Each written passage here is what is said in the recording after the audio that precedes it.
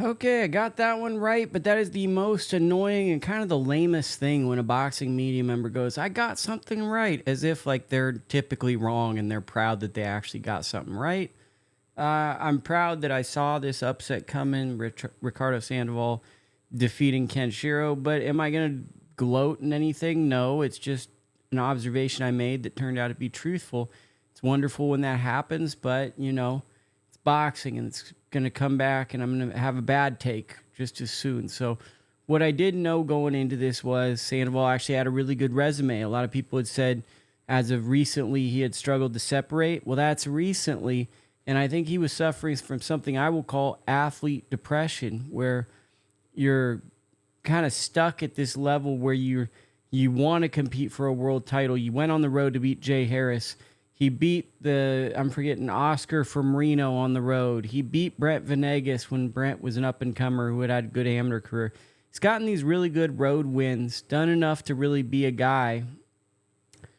And then, he hits this part in his career where he's kind of taking tough, durable veterans that are coming in really motivated to upset him, and he's kind of stuck in one gear. I'm not sure how long he's been working with Hector Lopez, but Hector Lopez is on a hell of a run.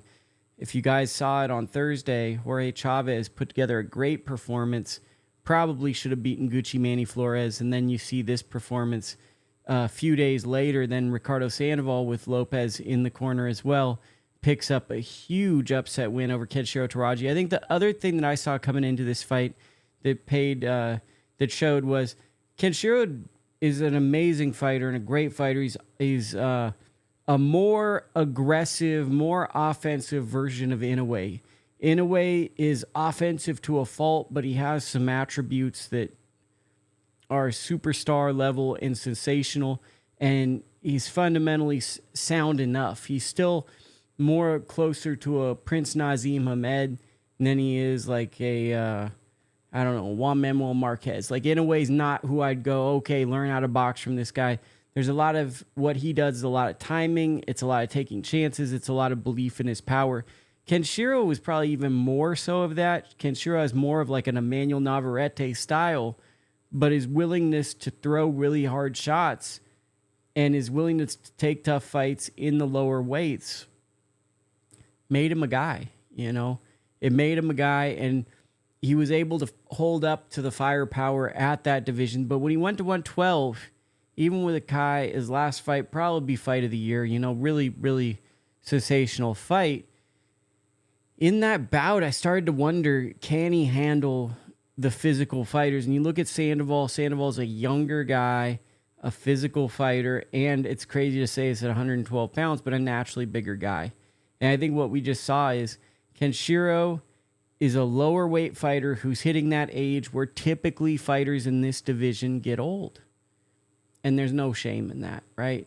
There's no shame in getting old at the lower weights about the time when most fighters throughout history have gotten old. How good is Ricardo Sandoval? That is yet to be seen. He's a lot better than people think. He's shown mental toughness early in his career to get those wins on the road. He has a deep belief in himself. I'm quite high on him, to be honest with you. I think that he has a lot of potential. I think that a lot of times people buy into the names and buy into where fighters used to be, and up-and-comers come and they can change things. And I think Sandoval is an interesting figure to emerge. And if he rematches Kenshiro, I think he's going to just win the fight in a more dominant fashion, because he's the younger man and now he knows he can win. And I think the next fight, he might even stop him, because I think that's just how these play out. But those are my thoughts on Kenshiro. Kenshiro, great fighter of his era. More than likely, this is the end of his run, right? More than likely, he's exhausted all of his options, and that, some of that durability is not going to be the same. And we have to see how long Sandoval can stay at this level. He's proven he can be a champion. He's proven that he can be a top guy. But now we got to see where he fits in the mix amongst the best in his division. I'm quite excited kind of to see something like this happen, because it shakes up the division.